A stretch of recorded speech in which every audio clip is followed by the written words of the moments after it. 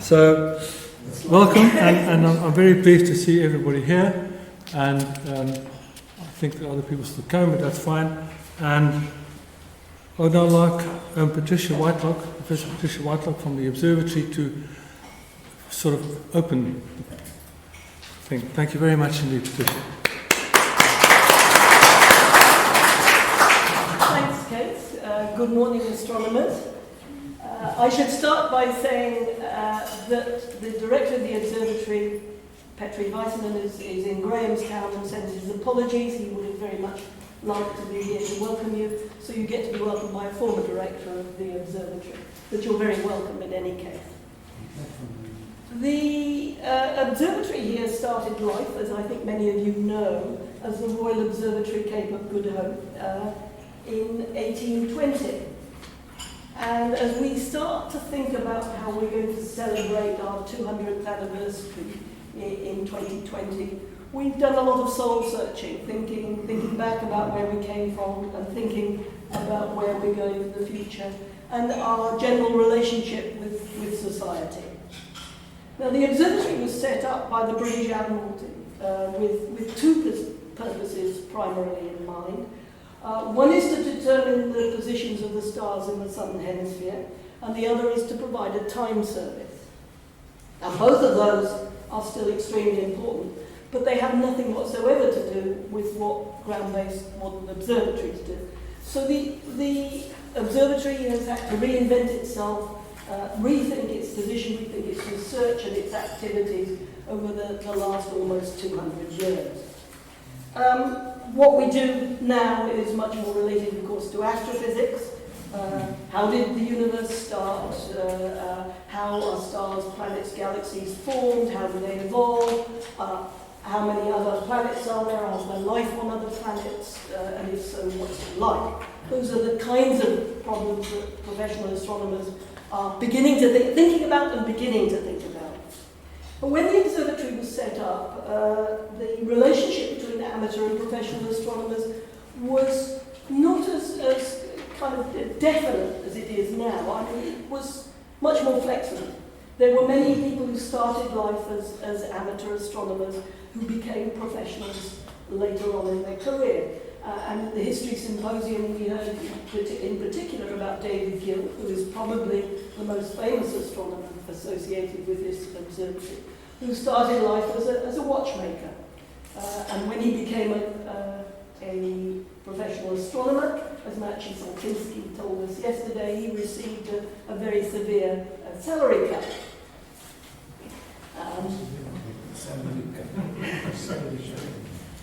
But he had a lot of fun. He had a very interesting career. I won't go into that.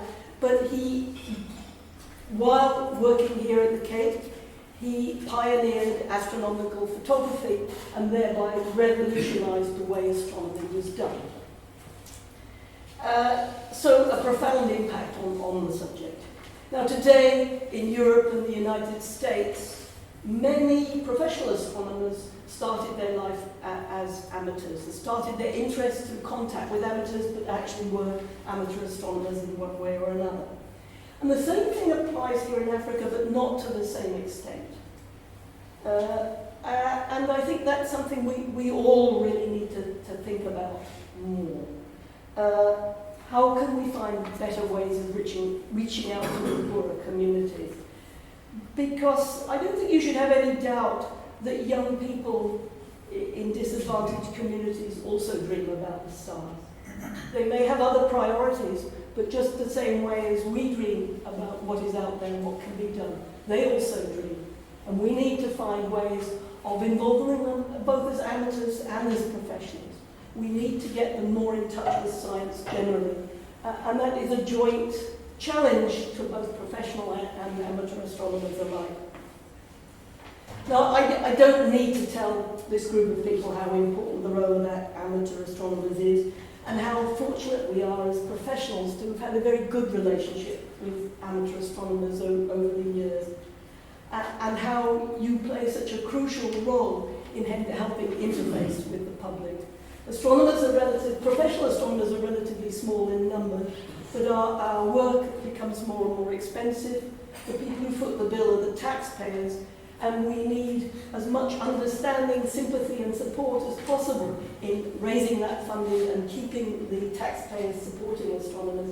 And that is one of the roles as amateur astronomers have played over the years, and it's one of the things that we are really extremely appreciative of. I think that among other things you'll be talking about citizen science. I think it's very exciting. This is a very exciting, relatively recent growth. And I would hope that perhaps you'll spend some time in thinking about the potential changes in the role of amateur astronomers, citizen science in the future. We're very strongly aware of the way things are developing in professional science, and the role of big data, of machine learning, of artificial intelligence. These things are going to make a huge difference in the way we operate in the future.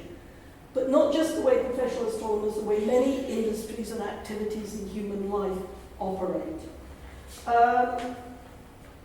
I do wonder whether, well, let me say at the moment, so quite a number of the people we train as professional astronomers actually go off and get jobs in data science and in information technology. I think it would be wonderful in the future if we could rediscover an era where the people who trained in information technology and data science could come and work in astronomy. They would, of course, have to suffer the same kind of pay cuts. So it may not be so easy, but they would have an awful lot of fun. And I think depending on the professions in which you come, and I suspect most of you are or were professionals of some kind, the profession that you're involved in will be impacted by the same kind of science and technology that is impacting astronomy.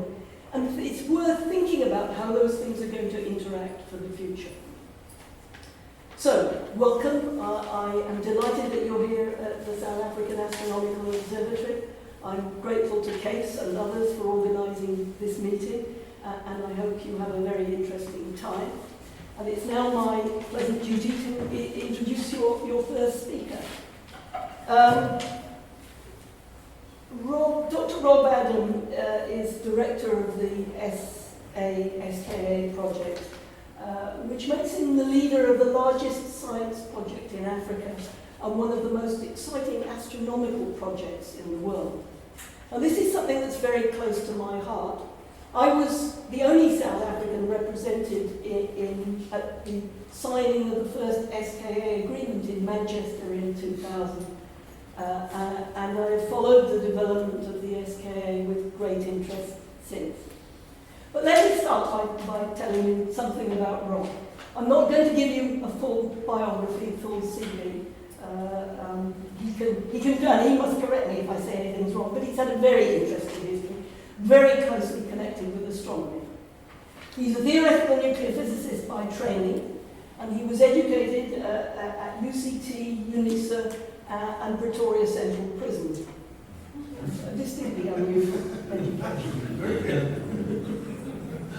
And if there are any students present who think that maybe they have difficulty as students, they should be aware that Rob Adam did his honours and master's thesis, and I think some of the work for his PhD while in prison in Pretoria for his anti-apartheid activities. He incidentally got both his honours degree and his master's degree with distinction. But like all the best people, Rob is an astronomer at heart. He might argue with this, but...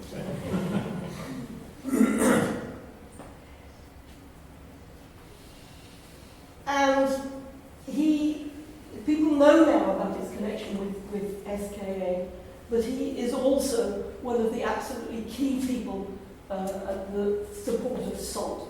When the SALT was discussed by the astronomical community and a project put together with help from Hotso Mokele, who was then the president of the Foundation for Research Development, it was taken very early on to Rob Adam, and I believe I'm right in saying it was Rob Adam who took it to Cabinet as the Deputy Director General at the time of the Department of Arts, Culture, Science and Technology.